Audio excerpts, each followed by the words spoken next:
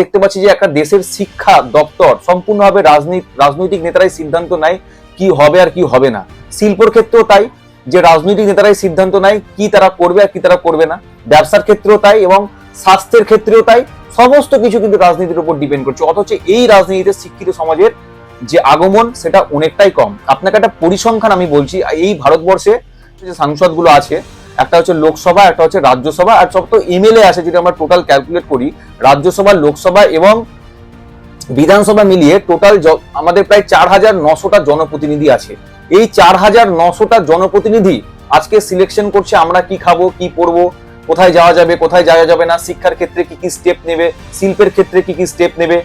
এবং এই লোকগুলোই কিন্তু সারা ভারতবর্ষের যে 140 কোটি জনসংখ্যা, তাদের কি করতে হবে আর কি করতে হবে না, কোথায় যাবে, চাকরি পাবে কি পাবে না, কেন পাবে না, কি পাবে না, সমস্ত কিছু কিন্তু তারা সিলেক্ট করছে। তাহলে আমরা যদি 140 কোটিকে এই 4,900 দিয়ে ভাগ করি, তাহলে আমরা দেখতে পাবো যে 2,80,000 প্রায় মানুষের ভাগ্য নির্ধারণে এক একটা রাজনীতিবিদদের প্রভাব আছে, ডাইরেক্টলি বা ইনডাইরেক্টলি। তাই সেক্ষেত্রে আমি একটাই কথা বলতে চাই যে রাজনীতিতে সত্যিই দরকার আছে শিক্ষিত সমাজের। শিক্ষিত সমাজেরা যেটা ভাবছে যে আমরা ভয়ে রাজনীতি থেকে যাবো না, দেখুন প্রাণ সংশয় সবার আছে, কিন্তু যদি আজকে আমরা রাজনীতি থেকে পিছিয়ে যাই, তাহলে আগামী দিনে যেভাবে গুন্ডাদের এবং অ্যান্টি সোশ্যালদের রাজনীতিতে দৌরাত্ম্য যেভাবে বেড়ে যাচ্ছে, এর পরবর্তীকালে কিন্তু আপনারা তাদেরকে দোষ দেবেন না। আপনার যে বার্থ সার্টিফিকেট সেটাও তাহলে আপনাকে তার কাছে আনতে যেতে হবে যে হয়তো ক্লাস 5 অব্দি বা ক্লাস 10 অব্দি পড়েছে। এটাই হচ্ছে আজকে বর্তমান যুগে। আপনারা দেখবেন যে শিক্ষা দপ্তরে অসংখ্য মানুষ চাকরি করছে, শিল্পের দপ্তরে অসংখ্য মানুষ চাকরি করছে, ব্যবসায়িক দপ্তরে বিভিন্ন মানুষ চাকরি করছে, যারা শিক্ষিত মানুষ তারা চাকরি করছে, কিন্তু তাদের মাথার উপর যে সব থেকে বড় পদটা গ্রহণ করে আছে, সে হয়তো আপনার থেকেও শিক্ষার দিক দিয়ে অনেক পিছিয়ে, এবং তার কাছে সই নেওয়ার জন্য আপনাকে ছুটে যেতে হচ্ছে এবং আপনাকে সেখানে লাইনে দাঁড়া হচ্ছে, যার একটাই কারণ যে শিক্ষিত সমাজ রাজনীতি থেকে পিছিয়ে যাচ্ছে।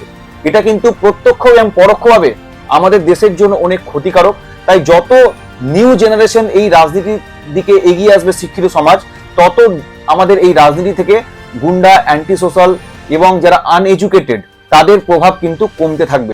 তাই আমি বলতে চাই যে আপনারা যদি রাজনীতি করতে চান, কোন দল করছেন সেটা বড় কথা নয়। আপনি কংগ্রেস করতে পারেন, বিজেপি করতে পারেন, সিপিএম করতে পারেন, কোনো দলের বিচারধারা কিন্তু খারাপ নয়। আমরা মানুষেরা সেখানে অসৎ কাজ করে সেই দলকে আমরা কালিমালিপ্ত করি।